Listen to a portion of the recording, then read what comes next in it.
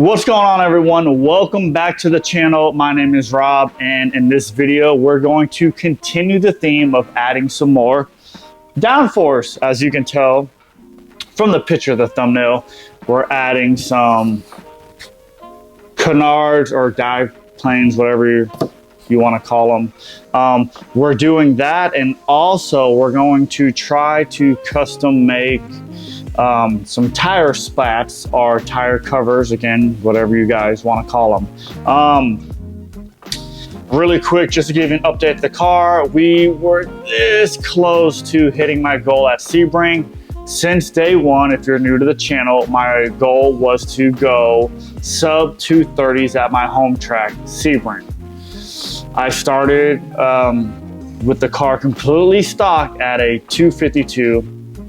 And I knew the Gen 1 cars were going like low 230s, and I thought, oh, maybe, you know, the Gen 2 cars got to be better. So that was my goal since day one with a street tire. Now I'm running a RE71 RS. It's a 200 tread wear, but I really don't even know what that 200 means, because it feels like a 0 tread wear tire because it is extremely sticky. So anyway, we went to the track. I did a 230.7. The feel like for the day was just over, right around 105. So super hot. So I know I have it. The car is doing great. We made some suspension adjustments because the car is rotating too much. I believe the rear sway bar is just too thick. Everything's pretty much full soft. Based on tire wear, temperatures and stuff, we made some little adjustments with the alignment. And then we put the air on it. I've had the Zebulon rear wing, which is a awesome part for the car. Like it works too good. Like I had to pull a bunch of wing angle out of it, so it just didn't push everywhere. Race Bread came out with their splitter. We put that on the car, and it made a huge difference to where now I had to start putting some more wing angle at it. So at the track, hard on the brakes. Obviously now with the splitter, there's just so much more pushing down on the car in the front. The ass end would come out, it'd feel a little light. So without playing with all the adjustments and suspension, I was like, maybe we can play with the wing angle. So I went from 2 degrees to 3 degrees, and the car started pushing and pushing. And I was like, okay, the back's planted, it's sticky, it's doing what it's doing. Me personally, I like a little bit of understeer because it's kind of predictable, and all you gotta do is kind of slow down to kind of fix the issue. So I was thinking, with speaking with Varus Engineering, sorry, not Varus, Zebulon and Race Bread, I got to thinking, man, the car was sticky in the front until I changed the wing angle, and my front splitter is basically level. Maybe it's level to -1 in the front. And I'm like, man, I wonder if now with the extra wing angle, there's pushing more on the rear. On power, now the rear suspension is loaded, the front slightly unloaded, it's pushing, and I'm like, it didn't do that until I made that adjustment. But I'm wondering now if maybe the front splitter, because it's lifting in the front, it's almost creating lift or less downforce. So it made me think, before I just go and start making more adjustments and suspension and alignment, this and that, what if we can just add a little bit of downforce in the front? So that's mainly what we're going to do in this video. We're going to add the canards. Again, we're going to try to make some tire spats. I know I've been talking a whole lot in this video in the beginning, but the car's jacked up in the air. Let's go take a closer look, and I'll explain kind of what I'm going to do. All right, so hopefully this angle works. But anyway, tire spats. What are they for? Why do you want them? Well, as you can see, and hopefully you can pick this up, you see how the tire sticks out past this front bumper? These are a 255, 35, 18, like again, RE71 RS. They typically run wide, but this is on a 9.5-inch wheel, 18 with a 38 offset. And you can see it sticks out quite a bit past this front bumper. tires are not aerodynamic friendly because they're rotating. So as this tire is spinning, it's creating a lot of pressure. As air's hitting it, it's taking the air plus whatever's coming off of the tire, it's slamming it into the ground, you know, coming off, going down inside the car. But the air coming this way is building up inside this fender well, but it's also going forward. So you have air coming around the car, just crashing and colliding with the air coming off of the tire. The goal with this, now this is a universal piece from RaceBred, the same place I got the splitter.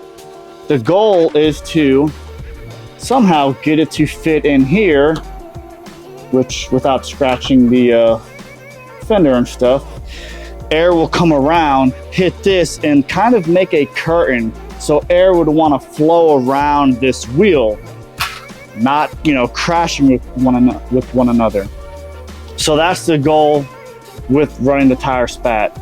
An issue that I'm going to run into is that, see how air enters here? Well, it exits on the back end. So I have to cut out a spot here to allow this to continue to work, with still, you know, keeping it strong and having the support stuff. All right, so now to get to the Various Engineering canards. Let's open them up and we'll go over that. Oh yeah. Came with a pretty neat little air freshener. Too bad it's not a GR, it's a Supra, but whatever. I'll take the bigger brother. And here they are. Damn, do they look good.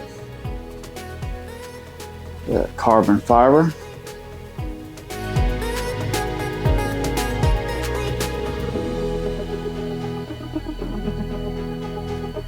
Now, let's kind of look at what it takes to install this stuff. Passenger side or right side, and obviously driver side, left side.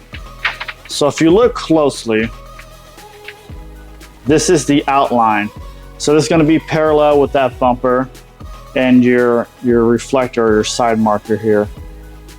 And the canard fits right there. So all I'm going to do now is just cut this template out. I'm going to tape it in its location and then apply the 3M double-sided tape. Clean it with alcohol. You must clean it with alcohol. If not, it's not going to stick very well. It even says here, after 72 hours for 100% strength there. So it works really well because I put their anti-buffering piece by the mirror at the track with like maybe 30 minutes of like cure time or stick time, and they're still there. So they work well. But obviously, its goal is to make the downforce. So if this doesn't stick well, if you don't clean it well, don't call them and complain that their parts suck, because they don't. If you do what they say, things will work out well. So since we have the driver's side tire off, we're gonna do that side first. Take a clean rag. This is the, I'm just using the eraser from Car Pro.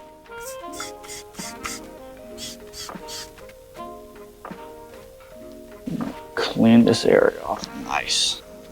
Even though I washed the car yesterday, still any oils, wax, stuff like that you want to get off, any grease, grime.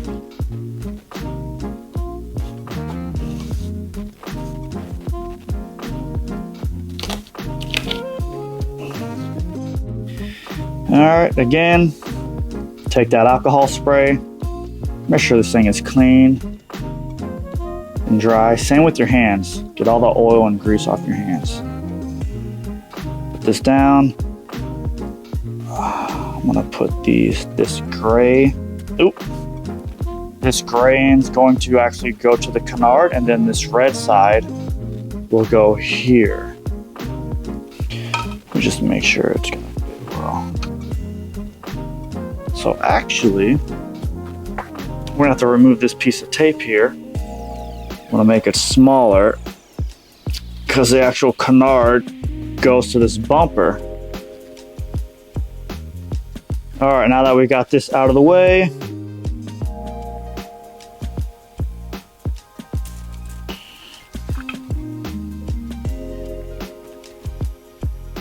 just going to the edge of it here. She's on there, but it looks something like that.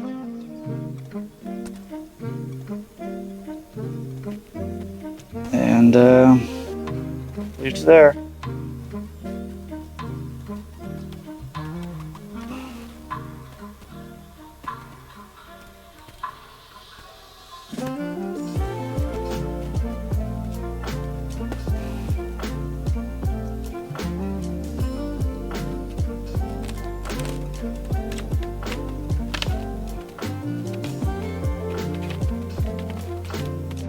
So before the canard and after.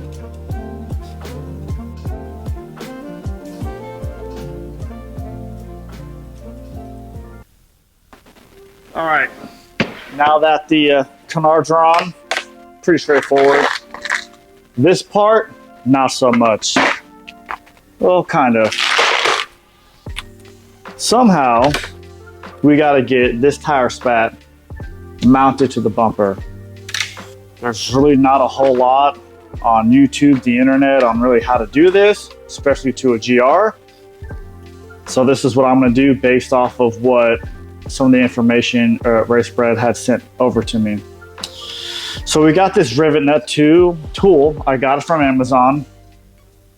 And I'm basically going to be using a M6 rivet, which is kind of like your standard 10mm bolt that it's all over our cars. We're going to take the M6, whatever you call this thing.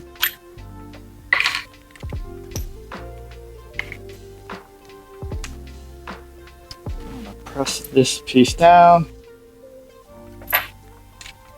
Screw this in. This piece back on. Screw this back on.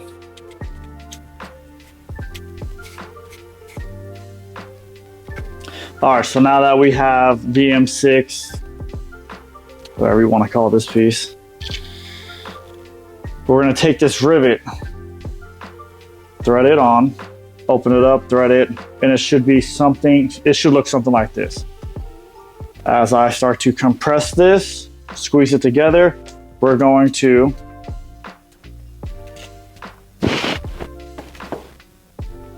crush this, and then we can thread our M6. I'm not going to use this, but just to give you an example, just like that. So pretty neat. I'm going to show you what I'm talking about at the actual car. All right, so we're going to, I already pulled these clips out. There's 4 of them.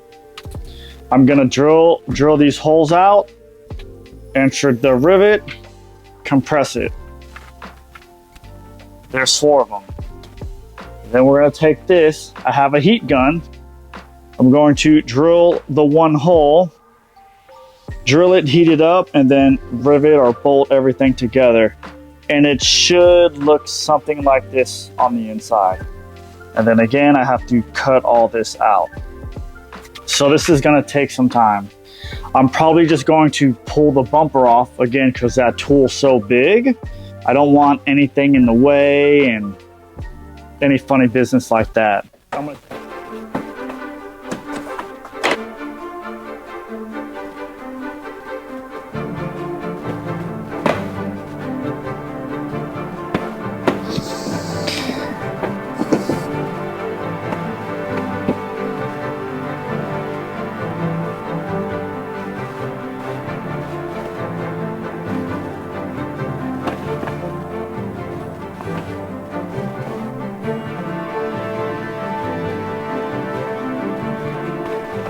right, so here's a better shot. So again, the rivets are gonna go in here, here, here, and then down there. All right, so now obviously the bumper's off. I'm taking, what does this say, 5/16 drill bit. And we have our M6 rivet. And all we're gonna do is just slightly open this up, just a little bit, it's not much.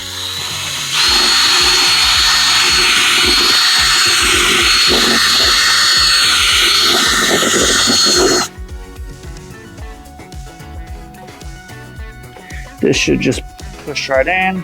It's snug, that's how I want it, perfect. All right, take our tool. We're gonna thread this on all the way. Then you gotta open it up, thread it some more, and then it stops. Push it in. We're gonna compress, release, tighten it up some more.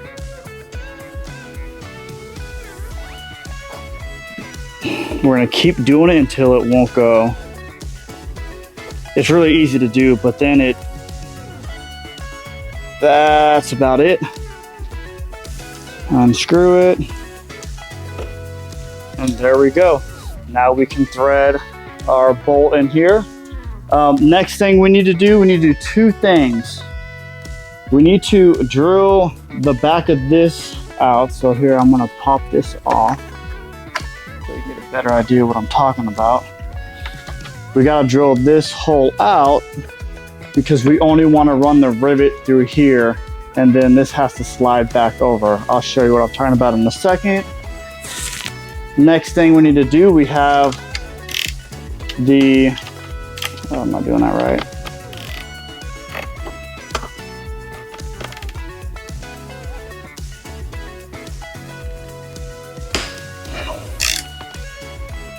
The reflector. I don't want to hit anything behind it. And there's just enough room pushing this clip. Pushing this bottom clip. Boom. There's just enough room behind this hole for this rivet to fit. So, same thing. We just drill through it.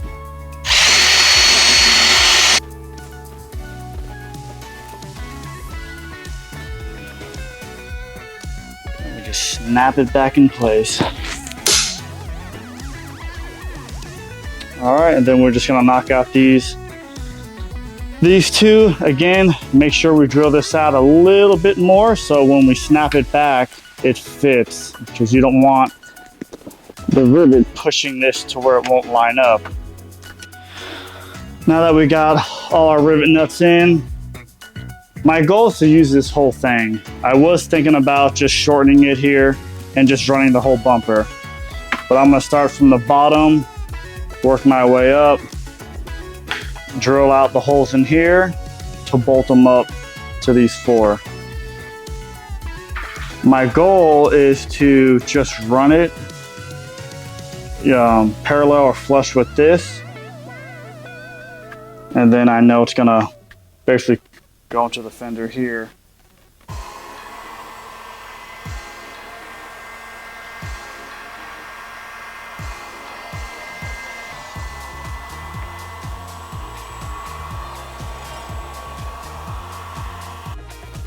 So now what I'm gonna do, I put a set of small little vice grips. I'm going to get everything lined up to the way I want. I'm gonna take my hole punch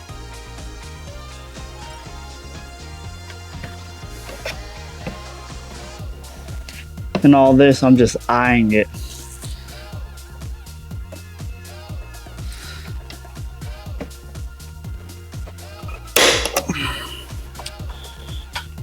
And then take my drill.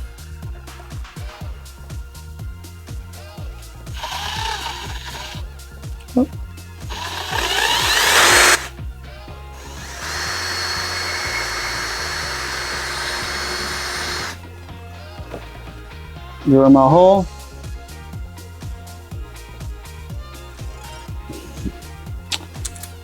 Take my bolt and my washer.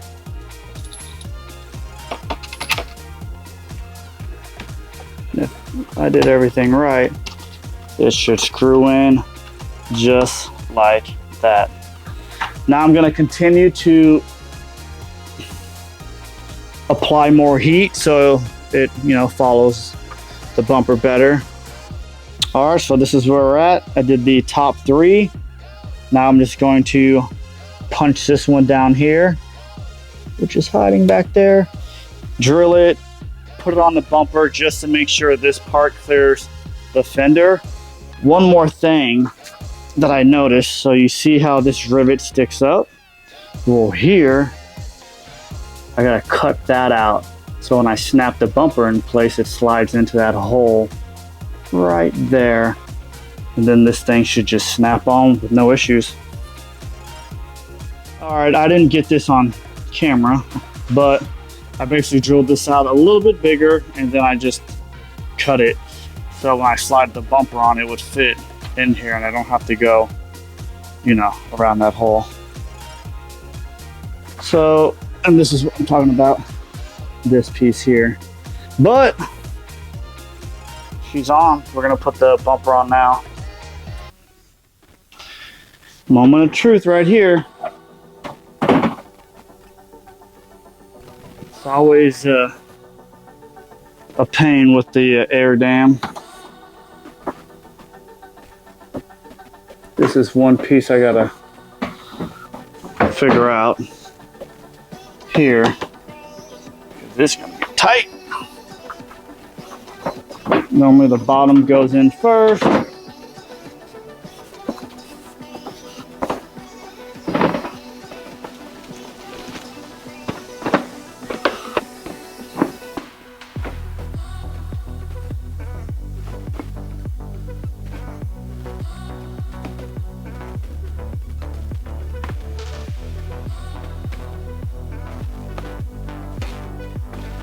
No, where are we at? Are we good? Oh!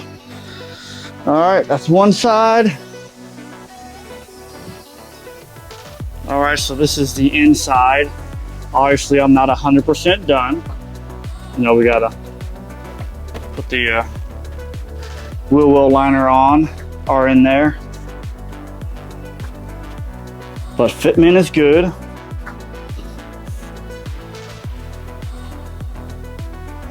Just gotta see what it looks like with the tire on it.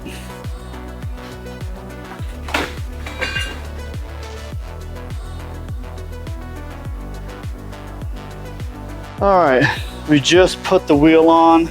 It's not 100%, but I think it's doing its job. You can't see the tire anymore.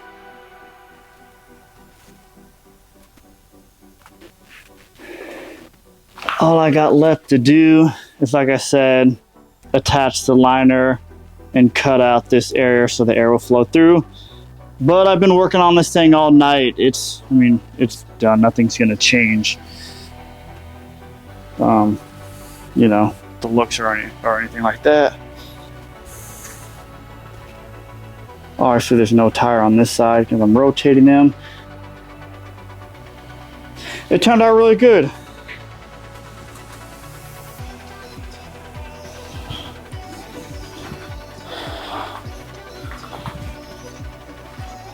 Gotta clean it up now. We're done. I'm actually super excited our pump, the way it came out. I was a little hesitant at first, but it turned out really, really good. By the time you guys are watching this or when I release this video, I will be testing at Homestead. Keep you guys posted to see if we still have that push/understeer problem. If so, then I think it's probably the splitter lifting a little bit. If not, again, we can play. Maybe the car's too much rear toe. I can always lower it a little bit more and just play around with it. The coilover settings, dampening, compression, stuff like that. But super pumped. Thank you guys so much for watching. We'll see you in the next one.